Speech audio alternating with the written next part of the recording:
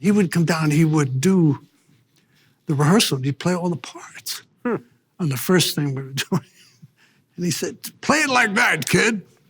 And I went, oh, no. I did what he did as a joke. And he said, let's shoot it.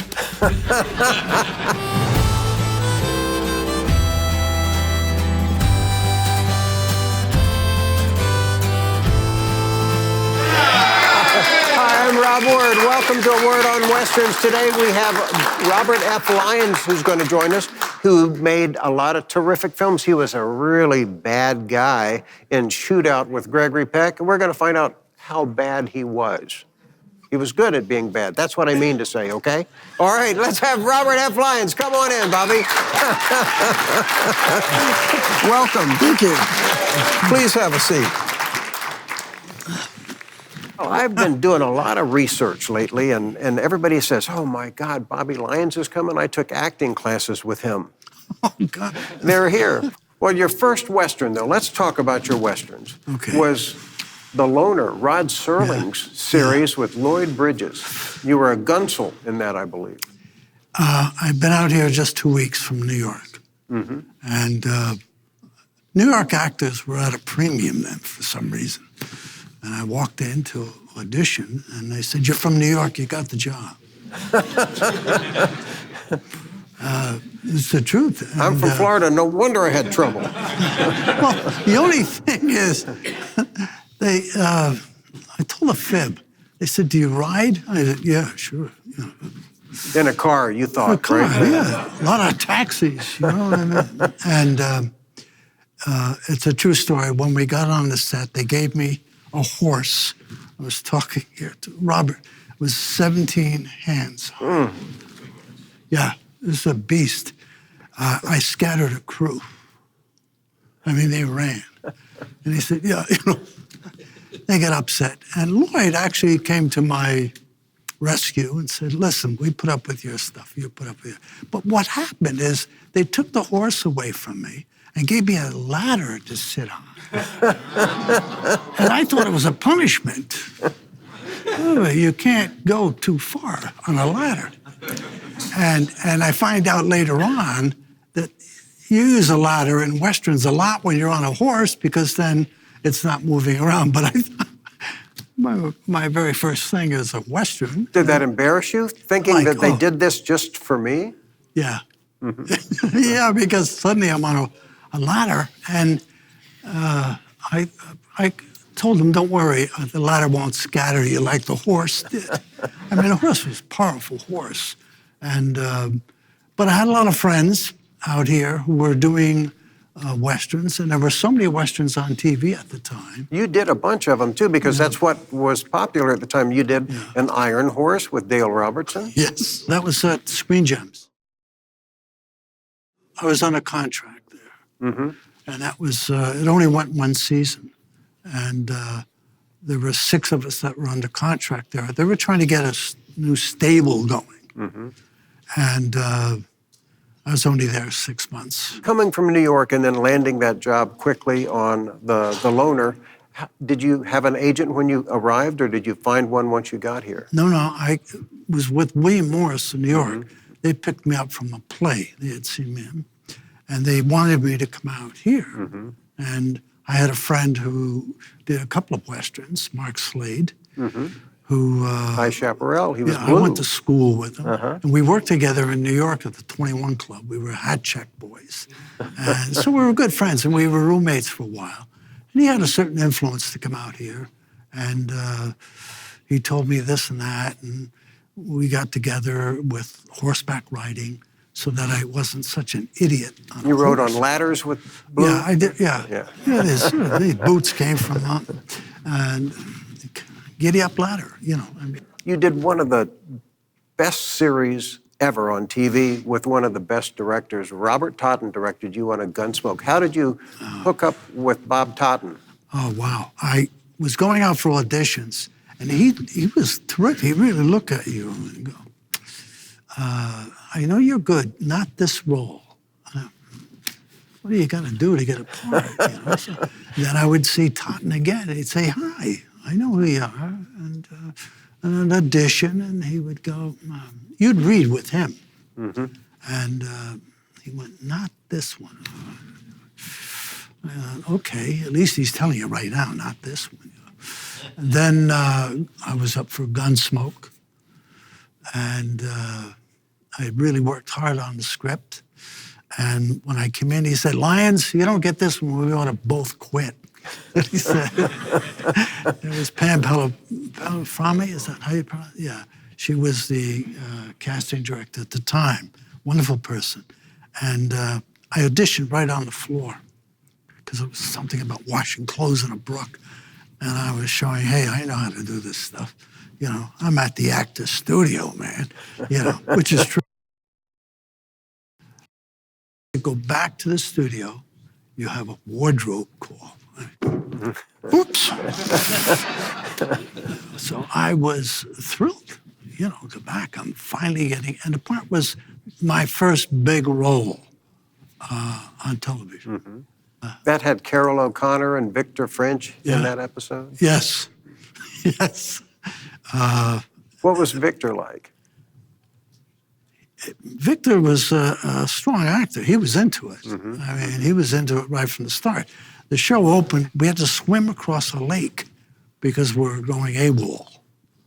We were part of the Union Army, and we went AWOL. And he rides up on a horse and says, we're not going to announce that you're AWOL. You're going to get extra duty and work and what have you. And I think I wound up killing him, or trying to.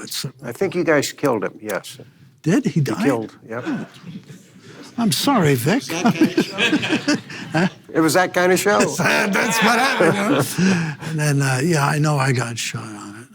But working with Totten was terrific. He gave me my first part. And was he intense, or did he yell at people? Did he work with the actors? Because he'd been an actor before he became a director. I don't recall that he was that way. He did say, you got to get in that thing and swim over. Well, at least it's not a horse. So and, you know, you take your boots off and this and that. And I always wondered about that, why you took your boots off, and then what did you do when you get on the other side? Because you don't carry, you know, well, it used to bother me as an actor. It was like somebody hits somebody over the head and they go down. And then I went, wait a minute, how do you know he's down? So I started to like hit people over the head and then wait to see if they're going to do anything. The script says he doesn't get up, but I went, okay. And then I would go on with it. I'm being smart about this. And it's one of my cool moves that I discovered. No, I don't think, he just would want all of the action, you know. Reminds me of Hathaway, action, kid, he'd yell, action, action. But he was wonderful to work with. Well, on Hathaway, who directed you in Shootout with Gregory Peck, and you and John David Chandler and Pepe Cerna, friend of mine, were like three bad guys, really violent. Yeah, we were. There's so many stories on that show. Just a couple, that's all we want to hear.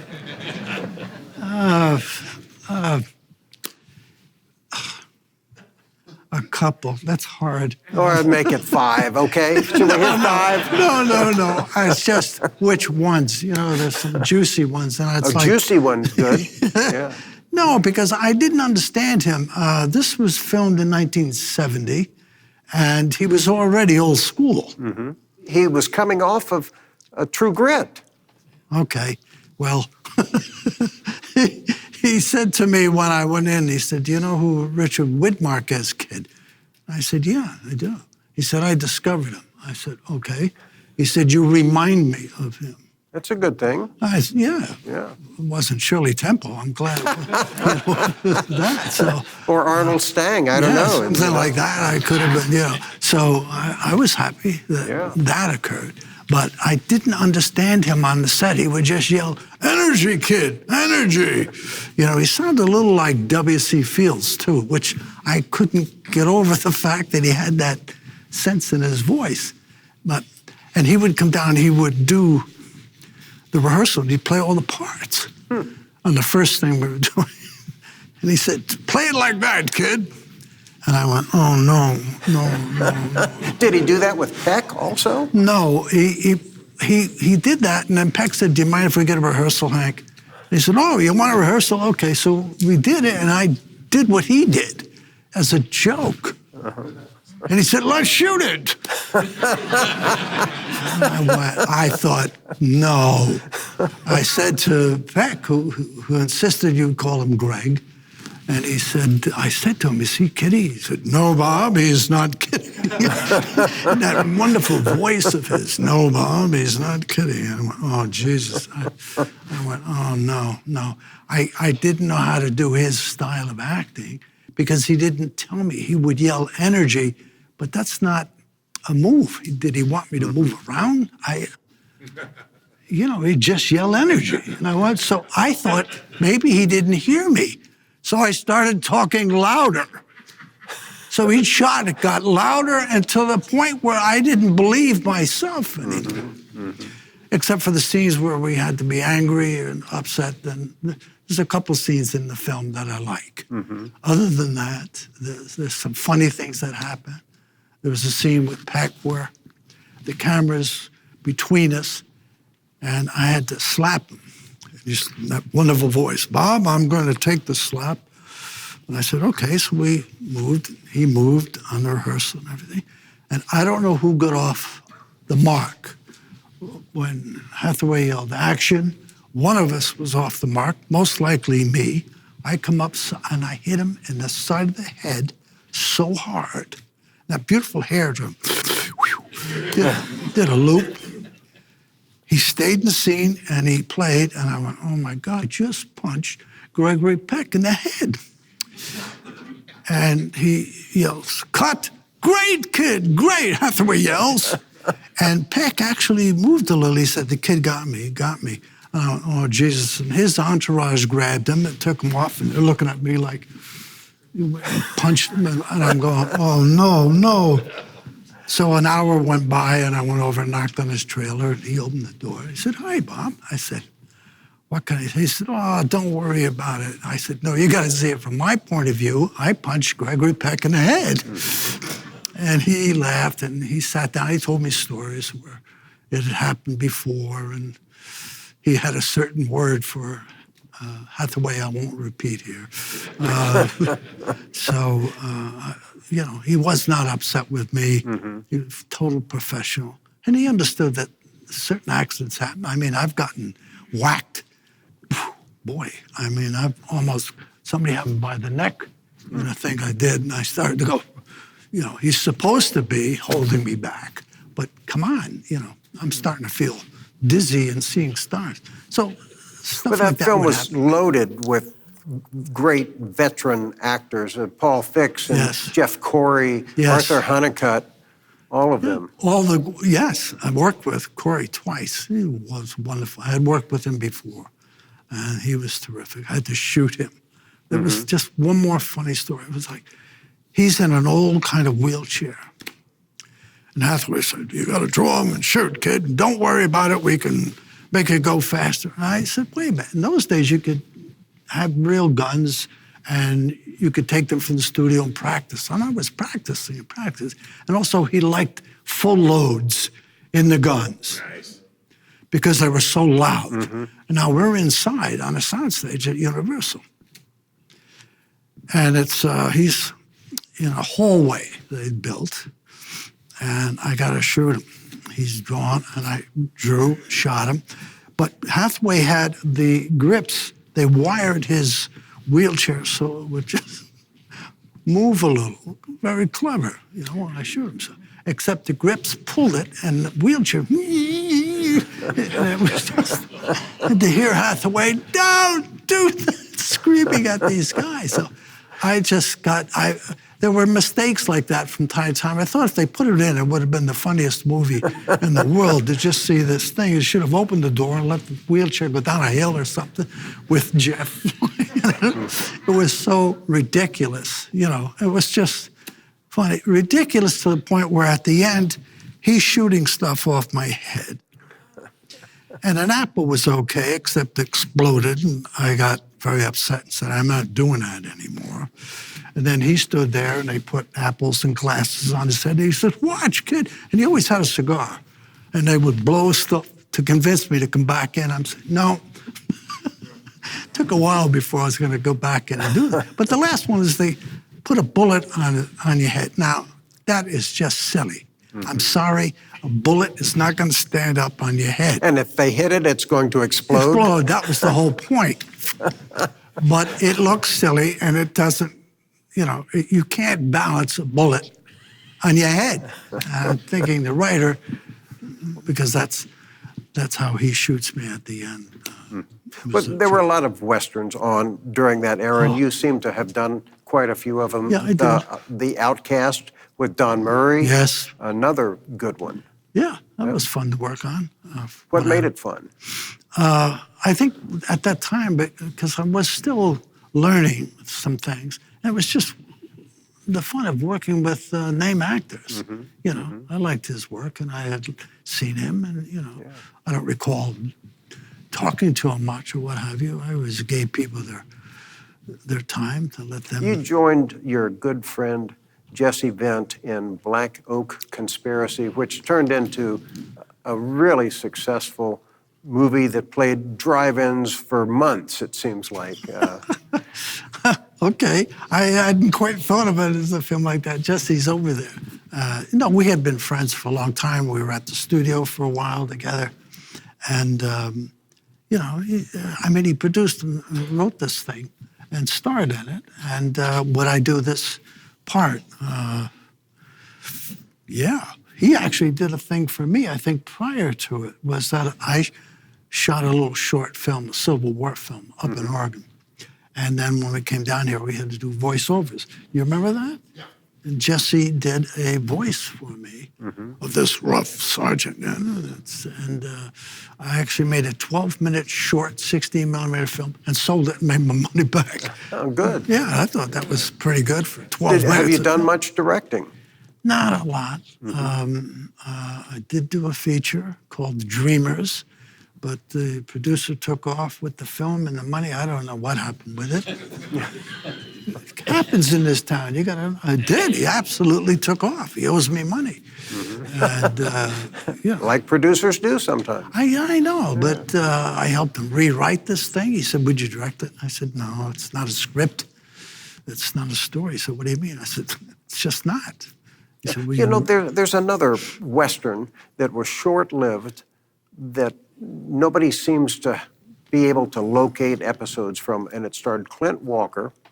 It was a half-hour called Kodiak, and you did one of those. And if you could recall any of that, that would be very interesting to our fans out there that love Westerns and Clint Walker, too. Kodiak, yeah. Well, I had worked in Oregon 2 or 3 times, and I love it up there. And this was out in the forest. And every time I think of Oregon, I'm into trees. I don't know, it's just trees. Everything is a tree for me. Walker, I got to tell you, I don't remember that much of it, of what we did. It's been so long ago, and I don't know that I've ever even seen the show. Well, and it was never syndicated because it was a half hour, which is hard to slot if it's not a sitcom, and it only lasted, I think, 13 episodes. So, and I'm in there somewhere. Yeah, I never saw it. I'd love to see him. I would like to see it. I would like to. There's several shows I've done I've never seen. I don't know why. You just miss a few. Well, with the proliferation of all these other channels coming out now, they're digging deep to find these programs and restoring them for the most part so they look beautiful, the restoration. I grew up one channel. Where did you grow up? Albany, New York. Come on, they had more than one channel in Albany, New York. Well, 1949, we had one channel. And it was a big deal. If you went to New York, you had 3. That was like, wow, 3 channels. Whoa! Now we have hundreds. It's just outrageous. Now it's like, what? You're clicking through, you can't find anything. Like sometimes. My wife and I like that, honey. We're watching a lot of British stuff right now. Well, I programmed your name into my DirecTV, and all of a sudden, in a week, like 12 of your shows have come up recorded. So I was able to do a little homework, but what didn't come up was Kodiak, because nobody's running seen that. it. I haven't even seen it. The Gunsmoke and OUTCASTS, all of those are on. Really? It's wonderful. I also did a Bonanza. Yes. What was that like? That was fun. Mark Slade, who did HIGH CHAPARRAL, Dortort, the producer, to keep him busy, he gave him a Bonanza to do. And it was twins. And he said to Dortort, my ex-roommate, will you see him? We kind of worked together. And he said, bring him in. So we walked in and auditioned together as brothers. And Dortort said, you got the part. And I was thrilled because I was still not working that much. And Mark had come through as a friend. He got me this job. But I was under contract to Screen Gems, and they wouldn't let me do it. Yeah, it was like a big disappointment. You got, yeah, you're going to do Bonanza, and you can't. And Dort said, don't worry. That's too bad. But you ended up doing a Bonanza with Chris Alcade and Jack Crucian. Jack Crucian, yes. He played the Italian. No, Dortort said, don't worry, kid. I like you, and I will give you a job. I went, oh, okay. Well, he gave a lot of people work, and that was a hit show at the time, Bonanza, that you were on it, sure. Big time. A lot of people saw it. I always remember watching you, and I would pick people out that I enjoyed their performances, and you were always one of them. You always gave something extra. Oh, thanks. So many directors would say, I want to work with you. I went, why don't you just call? I don't know what the problem is. What the hell is that? But They're calling now. I found out. I did a thing with, was with, you mentioned Ray Sharkey. I did a thing called, it was called Good Cops, Bad Cops, or The Cops Are Robbers, something. We shot it in Portland. And a wonderful director, Paul Wenkos. He's a, yeah, you worked with him? Wonderful director. When we did the first scene, he said, cut, and then he swore a couple times, damn it, did it? And I went, cut, print that, and he swore. And I went, fast, that's TV, it's fast. No, I learned something that I couldn't believe. He said, do you know how many times I wanted to work with you? And somebody from the network made me take somebody else, and I couldn't get out of them. And I went, whoa, it sounds like a compliment, but I'm thinking, who do I not know at these networks that I'm missing work? I went, what? He said, yeah, I've asked for you. You know that. You've come to see me. Come. And I did. When a director like Paul Wenkos can't say, I want him, and mean it, I'm going, uh-oh, there are people around. You think everybody in this business sees your work? No, they do not see all your work. Well, you know what? I see your work, and I'm glad you showed up for this. Let's hear it for Robert. Thank you. Thank you. Okay, Robert, is that good?